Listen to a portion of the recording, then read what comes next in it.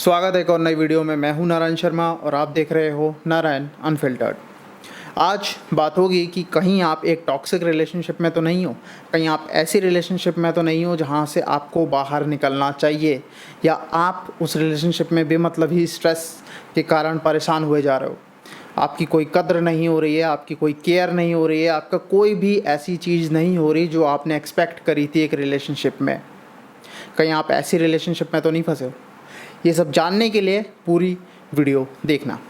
चलो शुरू करते हैं। सबसे पहले देखो यार, ये समझते हैं कि एक टॉक्सिक रिलेशनशिप क्या होती है। एक सही डेफिनेशन क्या होगी कि हम किसे एक टॉक्सिक रिलेशनशिप कहेंगे।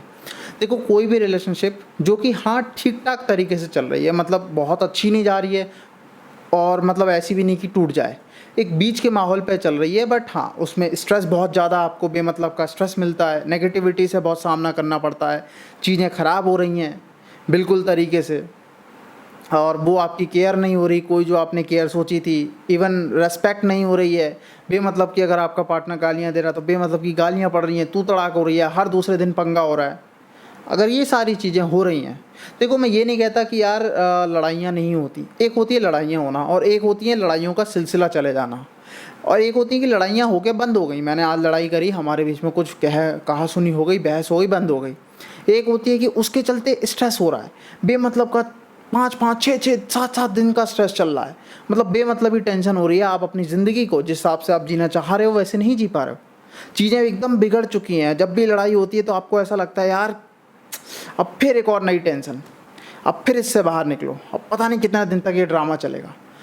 ये जो चीज़ें हैं, जो सारी चीज़ें हो रही हैं, ये एक टॉक्सिक रिलेशनशिप की निशानी है। देखो समझना होगा यार कि टॉक्सिक रिलेशनशिप में आप भले ही एक रिलेशनशिप में रहते हो लेकिन खुश नहीं रहते हो, और फिर उस सौदे का या फिर उस रिलेशनशिप का क्या करोगे जिसमें तुम्हारी खुशी इम्पॉर्टेंट नहीं है।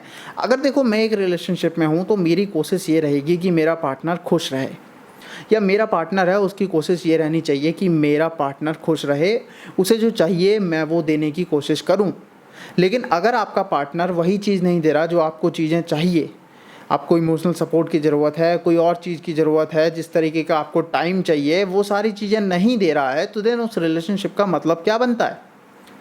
देखो यार, रिलेशनशिप को तुम ऐसे समझो, ये दो ईंटों के टुकड़े होते हैं, और ये उस पज़ल की तरह समझ लो, वो ईंटों के टुकड़े जिसमें अगर वो आपस में चिपके तो उनमें गैप नहीं रहना चाहिए।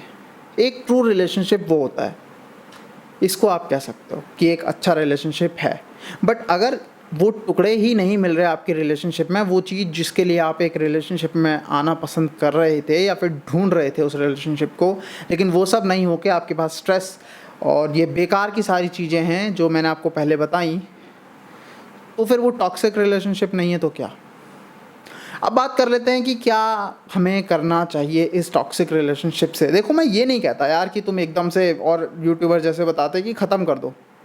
अगर आपका एक टॉक्सिक रिलेशनशिप है, सबसे अच्छी चीज़ जो आप कर सकते हो वो ये है, आपस में बात करो।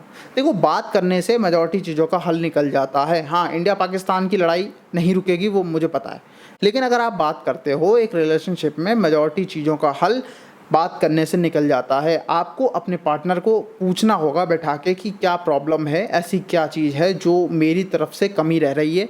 सेम आपका पार्टनर भी अगर ऐसा करता है, वो भी पूछता है कि आपकी तरफ से क्या कमी है, और फिर आप इस चीज़ पे बात करते हो और चीज़ें चलाने की कोशिश करते हो, तो डेफिनेटली चीज़ें जो हैं वर्कआउट कर जाएंगी, क्योंकि आप उस रिलेशनशिप में हो जो टॉक्सिक तो है बट उस कगार पे भी नहीं है जो टूट जाए। यानी कि आप लोग कहीं ना कहीं एक दूसरे के लिए किसी एंगल पे सीरियस हो। आशा करता हूँ ये वीडियो आपको पसंद आई होगी। ऐसी ही वीडियो देखने के लिए आप मुझे सब्सक्राइब कर सकते हो, और इंस्टाग्राम पे नारायण अनफिल्टर्ड के नाम से मैंने इंस्टा आईडी बनाई है, वहाँ भी मैं रील्स डालता रहता हूँ, तो आप वहाँ चैनल भी विज़िट कर सकते हो। चलो फिर मिलते हैं नेक्स्ट वीडियो में।